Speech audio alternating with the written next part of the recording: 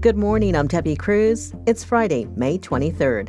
Multiple people were killed when a private plane crashed into a Tierrasanta neighborhood. More on that next. But first, let's do the headlines.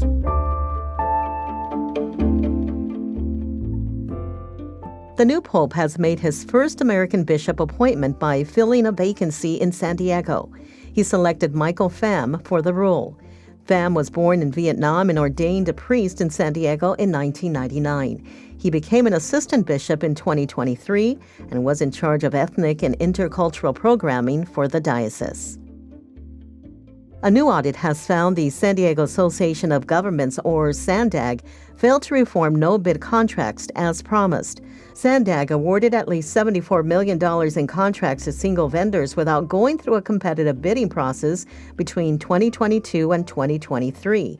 Auditors found one email giving blanket approval to 50 no-bid contracts at once, violating SANDAG's own policies. The audit flagged potential favoritism for 3 companies and changes to contracts that inflated project costs, in one case more than 3,000%.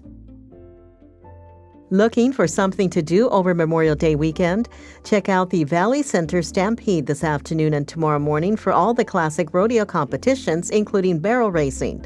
Saturday, the Santee Street Fair and Craft Beer Festival celebrates 15 years. Sunday, thousands are expected to flock to Vista's Strawberry Festival. And you can honor fallen military members Monday at tribute events at the Mount Soledad National Veterans Memorial, USS Midway Museum, and at Fort Rosecrans National Cemetery. From KPBS, you're listening to San Diego News Now. Stay with me for more of the local news you need.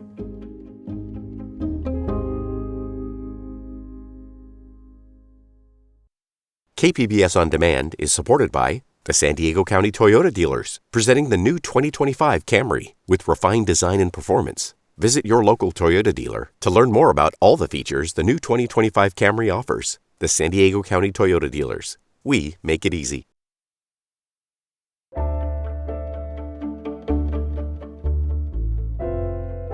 A small private plane crashed into a military neighborhood in Tierrasanta early yesterday morning. Reporter Katie Anasta says officials have confirmed at least 2 people are dead. The Cessna Citation 550 crashed around 3:45 Thursday morning. One home was badly damaged and several cars burned. Scott Wall is San Diego's police chief. I can't quite put words to describe what this scene looks like, but with the jet fuel going down the street and everything on fire all at once, it was pretty horrific to see. The Federal Aviation Administration says 6 people were on board the plane. Music agency Sound Talent Group told the Associated Press that 3 of its employees died in the crash. At least 8 other people were injured while evacuating. The National Transportation Safety Board is investigating the crash. The board expects to have a preliminary report in about 2 weeks. Katie Anastas, KPBS News. A nearby elementary school became a gathering point for the displaced families. Reporter Jacob Ayers spoke with a family who had to leave their home before the sun was up. Dozens of military families evacuated to Miller Elementary School, about a mile from the crash site in Tierrasanta. Zachary Adams and his wife Nicole Morehouse are both active duty Navy officers. I've been in the Navy for almost 14 years. She's been in for about 15. Never had something happen like this before. Terrifying. They evacuated from their home with their 4 children. He says the neighborhood's tight community bonds and military background was helpful. And every other neighbor that was awake at that point started going door to door. Everyone was waking everyone up. It's a lot like we do it on the ship when there's an emergency and how we train. Just make sure everyone's awake and up and ready to fight the fire. Some of the streets in the evacuation zone have been reopened for people to return home. But for those who still can't, Red Cross and Liberty Military Housing are offering overnight lodging. Jacob Ayer, KPBS News. Military reporter Andrew Dyer says the Navy is working to rehouse the displaced families, including 2 whose homes were destroyed. The nonprofit Say San Diego runs a military family resource center in Tierrasanta just up the road from the plane crash site. Monica Moon is the center's director. She's been working with evacuated families. It's really like the community coming together and really rallying to support the families that were affected. I'm seeing service members, I'm seeing so many different organizations. Navy Region Southwest spokesperson Jay De La Rosa says up to 40 military families could be displaced for at least 24 hours. When they return is up to the civil authorities on the ground. They have determined or discovered that there is a field of debris from the aircraft that is spread throughout the neighborhood, and they don't quite know to what extent. So that could be a limiting factor as far as allowing those families to return to their homes. The Navy says 2 military housing units were destroyed, and they're working to get those 2 families back into permanent housing. Andrew Dyer, KPBS News. KPBS has confirmed weather instrumentation at the airport was not working at the time of the plane crash. Investigative reporter Scott Rodd says the pilot and air traffic control had to rely on a weather station miles away. A thick fog covered much of San Diego as the small Cessna plane approached Montgomery Airport around 3:30 in the morning. The conditions were challenging, and then an air traffic controller told the pilot that weather instruments at the Montgomery Field Airport were not working.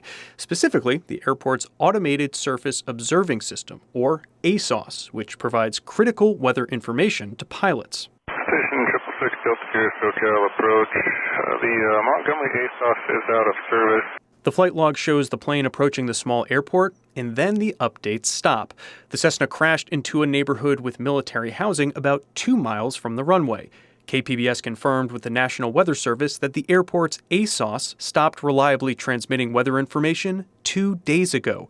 The airport instead was relying on weather updates from a station miles away at the Marine Corps Airfield in Miramar. The lack of an ASOS adds to the hazardous conditions for operating at that airport. Thomas Anthony is director of the Aviation and Safety Security Program at the University of Southern California. There would not be a current weather observation for that airport. It would rely upon nearby airports.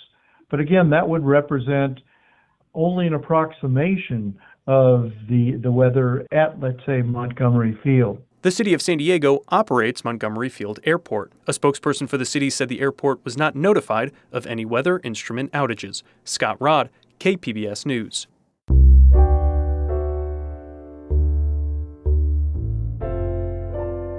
The crash came as the city is still recovering from another disaster. It's been 16 months since the January 22nd flood devastated the South Crest community.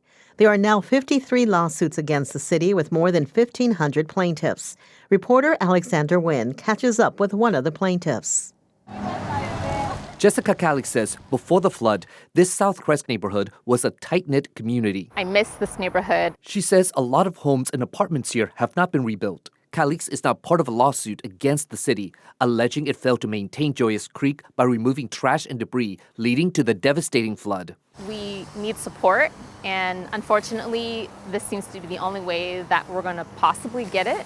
We need support recovering because no one is whole. We're all still recovering, overwhelmed with debt, and the infrastructure has not been repaired. The city is facing 53 lawsuits that a San Diego Superior Court judge has combined into a mass tort with more than 1,500 plaintiffs. The concern now is how the city's budget woes will affect the lawsuits going forward. Alexander Nguyen, KPBS News. That's it for the podcast today. As always, you can find more San Diego news online at kpbs.org. The podcast will take a break for Memorial Day weekend. We'll be back Wednesday. I'm Debbie Cruz. Thanks for listening, and have a safe weekend.